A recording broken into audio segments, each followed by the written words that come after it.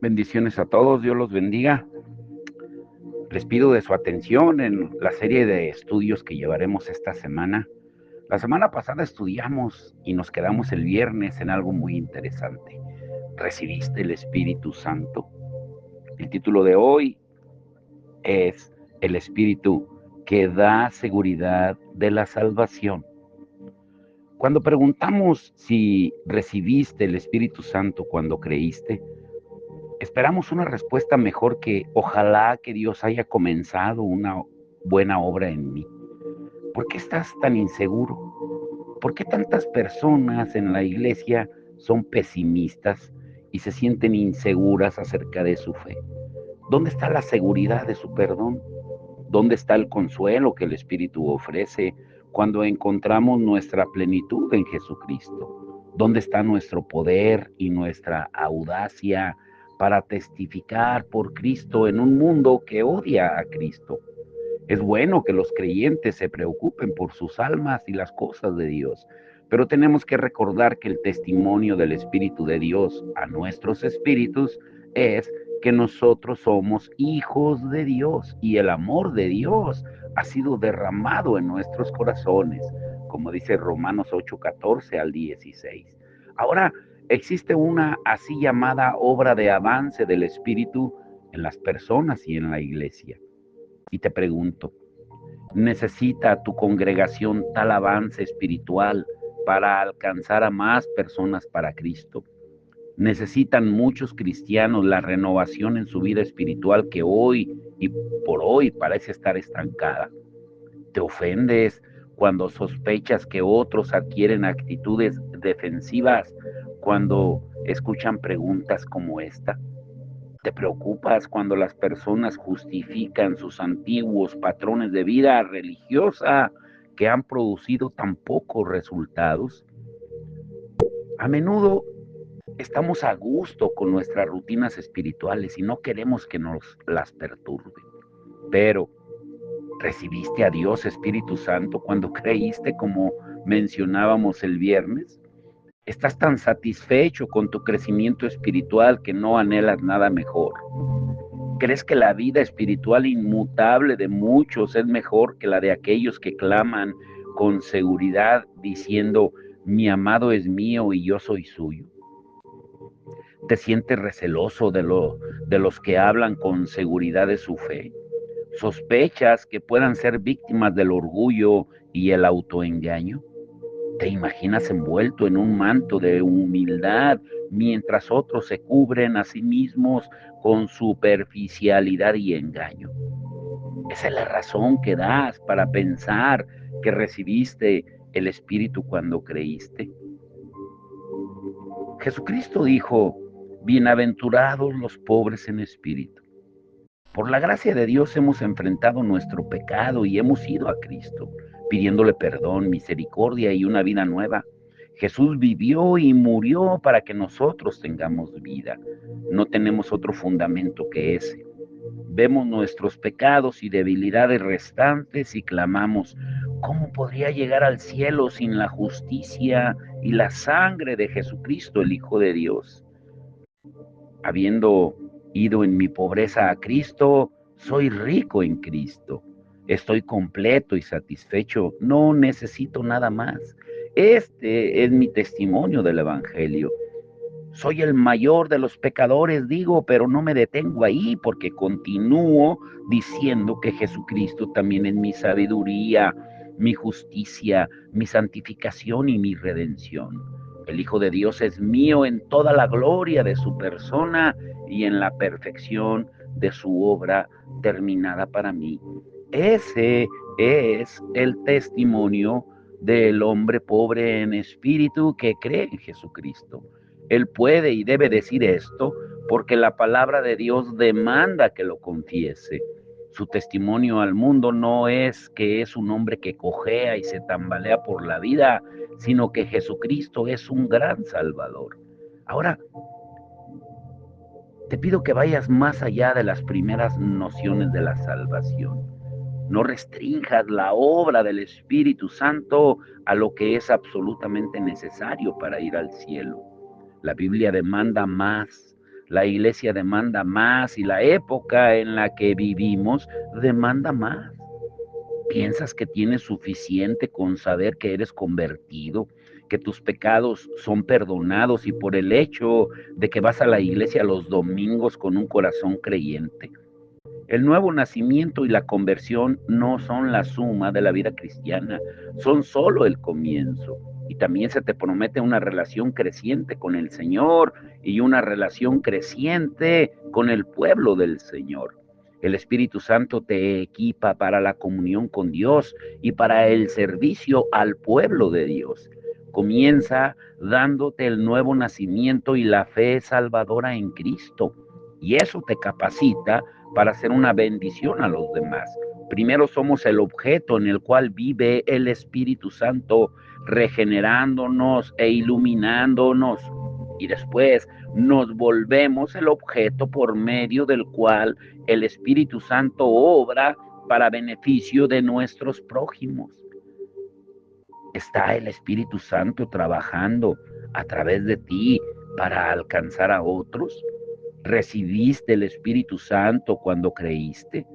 El Espíritu trabaja en nosotros para salvarnos, pero también trabaja a través de nosotros para que podamos hacer el bien a los demás.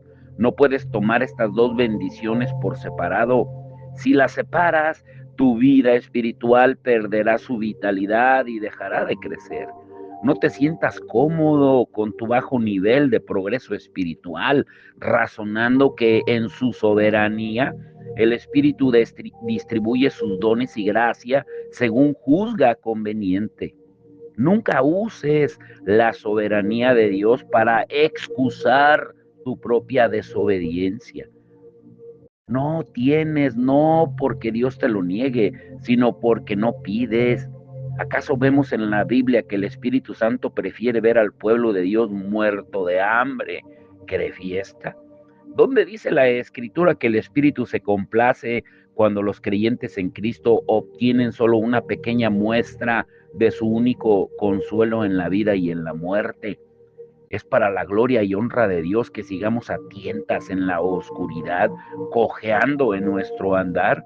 No se nos dice, en cambio, que nos regocijemos en el Señor siempre. No es su deleite que nos regocijemos en Él. Por eso, escucha esto, sigue creciendo. Al ver Pablo que los 12 creyentes de Éfeso, como lo vimos el viernes, eran tan buenos discípulos, pero a la vez tan niños en la fe, les preguntó si habían recibido al Espíritu Santo cuando creyeron. Pablo entonces puso sus manos sobre ellos y los bautizó en el Espíritu Santo, y se convirtieron así en cristianos completos. Llegaron a ser los miembros fundadores de una poderosa congregación, pero ese no es el fin de la historia. Algunos años después, Pablo les escribió a los creyentes maduros de la iglesia de Éfeso y les expresó que quería que siguieran creciendo para que experimentaran más de la obra del Espíritu en medio de ellos. Oró para que el Señor los fortaleciera por su Espíritu, para que por fe Cristo habite en sus corazones. Y pido que arraigados y cimentados en amor puedan comprender junto con todos los santos cuán ancho y largo, alto y profundo es el amor de Cristo. En fin, que conozcan ese amor que sobrepasa nuestro conocimiento, para que sean llenos de la plenitud de Dios. Eso les escribe en Efesios 3, 17 al 19. Y ese también debe ser nuestro anhelo, que nuestro crecimiento en el Espíritu nunca termine. Si recibimos el Espíritu Santo cuando creímos, nuestra oración constante y ferviente debe ser que seamos llenos a la medida de toda la plenitud de Dios. Hay dos formas en que podemos contestar la pregunta sobre si recibimos el Espíritu Santo cuando creímos. La primera es leer las bondadosas promesas que Dios les hace a los creyentes y aferrarse a ellas en serio de todo corazón. Por ejemplo, Dios dice que si amamos a los miembros de la iglesia en el amor de Cristo, eso prueba que tenemos al Espíritu Santo. Si amamos la Biblia, la palabra de Dios, tenemos al Espíritu Santo, puesto que la Biblia es el libro inspirado por el Espíritu Santo. Y más aún, si amamos la santidad, tenemos el Espíritu Santo, puesto que es el Espíritu Santo el único que puede dar y producir la santidad.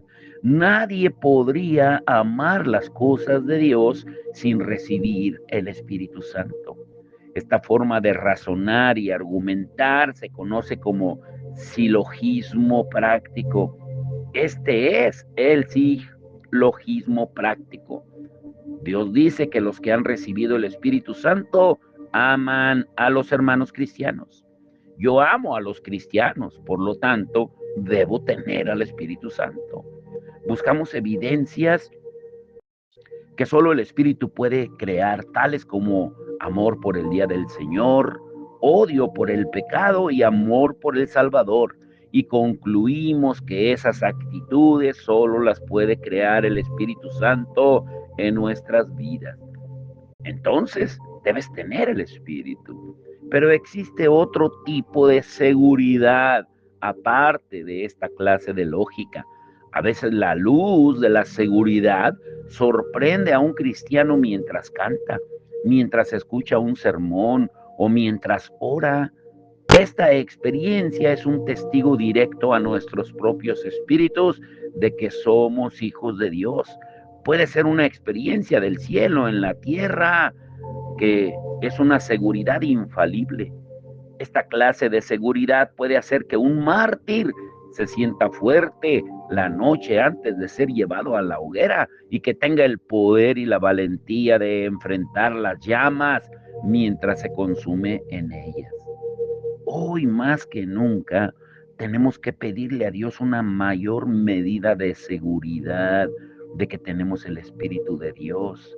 Necesitamos más de la santa valentía que recibimos cuando el Espíritu da testimonio a nuestros espíritus de que somos hijos de Dios. Ahora, escucha bien esto. Romanos 8 es quizá el capítulo principal de la carta que Pablo escribió a los romanos. Romanos 8:6 dice: la mentalidad pecaminosa es muerte, mientras que la mentalidad que proviene del Espíritu es vida y paz. Otras versiones dicen que el que piensa en las cosas de la carne, pues es muerte, mientras que los pensamientos del Espíritu son vida y paz. Junto con Efesios 1, Romanos 8, tal vez estos dos capítulos son algunas de las piezas más majestuosas del Nuevo Testamento. Romanos 8 es particularmente importante para nosotros por sus observaciones sobre la persona y la obra del Espíritu Santo. Pero enfoquémonos en tres temas que presenta este pasaje. El Espíritu Santo nos guía, entierra nuestros delitos e intercede por nosotros. En primer lugar, número 1, el Espíritu Santo nos guía. Romanos 8:14 dice: porque todos los que son guiados por el Espíritu de Dios, estos son hijos de Dios.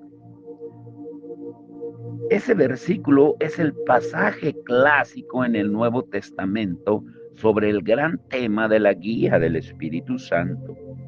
Imagina que eres un explorador cruzando el continente en una caravana de los desiertos, enfrentando tribus hostiles y forajidos, bandidos.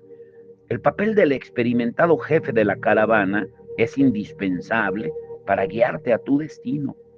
O imagina que eres un nuevo recluta, metido en una escuadra o en un batallón avanzando hacia el enemigo. Qué importante es que confíes en el comandante del batallón para saber hacia dónde desplegarte y qué debes hacer. Una vez más, imagina que estás escalando una montaña y te encuentras con una gruesa neblina.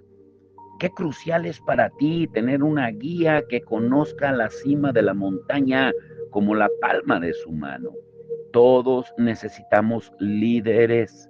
Es posible que la debilidad de la iglesia evangélica de hoy en día se deba a la falta de liderazgo sólido. Y también es probable que los países de Europa carezcan de líderes fuertes y capaces. ¿Quién puede nombrar a los presidentes o primer ministros de esos países? ¿Dónde están los líderes políticos inspiradores de tu país? ¿A quién seguirás? Si eres una persona joven que estás por emprender el gran viaje de la vida, ¿cómo vivirás? ¿Qué valores tendrás? ¿Qué harás con tus dones y energía? ¿Quién te guiará? ¿Qué pasará si caes en manos de gente que te desvíe? ¿Conoces a un líder que te guíe correctamente a través de la vida y de la muerte? Si es así, ¿quién es esa persona? Yo no soy ese líder, ni tampoco debes poner tu confianza en otros líderes humanos. Pablo habla sobre un pueblo favorecido y privilegiado que es guiado por el Espíritu de Dios. El Espíritu guió a Jesús en el desierto. Pablo les anuncia a los Gálatas, pero si los guía el Espíritu, no están bajo la ley, en Gálatas 5:18. En Mateo 21, la palabra llevaron se refiere específicamente a los animales, pero normalmente describe a personas que están siendo guiadas en la parábola del buen samaritano. El samaritano llevó al viajero herido al mesón en Lucas 10:34 y el hombre ciego de Jericó es llevado a Jesús en Lucas 18:40. Jesús es llevado a Caifás en Juan 18:28. Esteban es llevado ante el concilio en Hechos 6:12. Los cristianos son arrestados y llevados a Jerusalén en Hechos 9:2. Y Simón Pedro es llevado por su hermano Andrés a Jesús en Juan 1:42. Pues así es como nos guía el Espíritu Santo. Es muy personal y tiene una influencia de control y dominio sobre los hijos de Dios. Estos elegidos han sido liberados de las directrices del pecado que les habían persuadido a ignorar a Dios, a la Biblia y a la iglesia, y les habían llenado de pensamientos macabros sobre la muerte y la eternidad. La sumisión a ese amor cruel es ahora cosa del pasado. Ya no están haciendo lo que el pecado les dijo que hicieran. Están siendo guiados por el Espíritu y voluntaria y gozosamente lo están siguiendo. Se les ha dado nueva vida, el poder de un nuevo afecto y los deseos puros para caminar según los dirija el Espíritu Santo. Van por la vida, no por donde ellos irían, sino donde Él quiere que vayan. No hacen lo que ellos desean, sino lo que Él determina. La guía de este espíritu se puede ver de las siguientes formas. Número uno, este espíritu proviene del cielo. El espíritu viene del Creador omnipotente, el Señor soberano. Y este espíritu es el Dios poderoso. Una de las personas de la deidad está obrando en los creyentes, venciendo sus tendencias a seguir pecando, haciéndolos sentir insatisfechos con sus propios esfuerzos cuando recuerdan sus caídas pasadas y haciéndolos anhelar el día en que estas batallas terminen. Esta guía es una obra divina y sobrenatural de la tercera persona de la deidad. Todo el viaje de la vida cristiana es una ocasión divina y sobrenatural. Una vez fuimos guiados por el yo, que nos puso un collar en el cuello y nos llevó a donde quería. Pero ahora, alabado sea Dios, somos guiados por el Espíritu de Dios y no por el yo pienso, yo quiero, el yo siento. En segundo lugar, esta guía no solo la experimentan los supercristianos.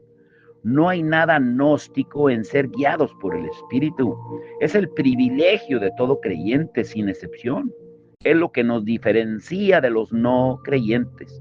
Podemos correctamente invertir estas palabras inspiradas y afirmar que si una persona no tiene el Espíritu de Cristo, no es guiado por el Espíritu. Un cristiano que dice que es guiado por el Espíritu no está presumiendo, más bien está mostrando humildad al afirmar: soy una persona indigna e inestable, por eso debo ser guiado por el Espíritu. Es una necesidad absoluta. En tercer lugar, el Espíritu nos guía a no permitir que escapemos de las dificultades, peligros, pruebas y sufrimientos de esta vida, sino específicamente a conquistar el pecado. Romanos 1 comienza explicando la completa corrupción del pecado para después continuar describiendo la gran liberación que Jesucristo obtiene para su pueblo. La obra del Espíritu es traernos vida nueva y limpiarnos desde el interior, haciéndonos un pueblo santo. La guía del Espíritu es otra manera de definir la difícil palabra basada en el latín santificación. Él nos guía a vivir como Cristo y nos restaura constantemente cuando caemos y nos arrepentimos para que vivamos como Cristo. Ese no puede ser el privilegio de unos cuantos supercristianos que han recibido una segunda bendición. Es la bendición que cada cristiano experimenta. En cuarto lugar, esta guía del Espíritu es una obra ininterrumpida. Ahora, te quiero dejar con esto para que lo medites. Mañana vamos a continuar. Mañana estará hermoso, porque mañana el título, te lo adelanto, será: el Espíritu entierra nuestro pecado e intercede por nosotros. En cuarto lugar, vuelvo a repetir, esta guía del Espíritu es una obra ininterrumpida. Esta guía afecta a la totalidad de la persona del creyente: su mente, su imaginación, sus afectos, su cuerpo y su alma. Dios ha enviado el Espíritu a todo creyente, y el Espíritu ha resuelto que todos estos cristianos serán liberados del pecado, serán guiados a la santidad durante los años de su peregrinaje en la tierra, por lo que el Espíritu de Dios obrará en cada parte de ellos que necesite ser liberada del pecado. Cuando hablamos de ser guiados por el Espíritu, no estamos hablando de incitaciones, de ideas, liberaciones, corazonadas o sentimientos especiales y extraordinarios.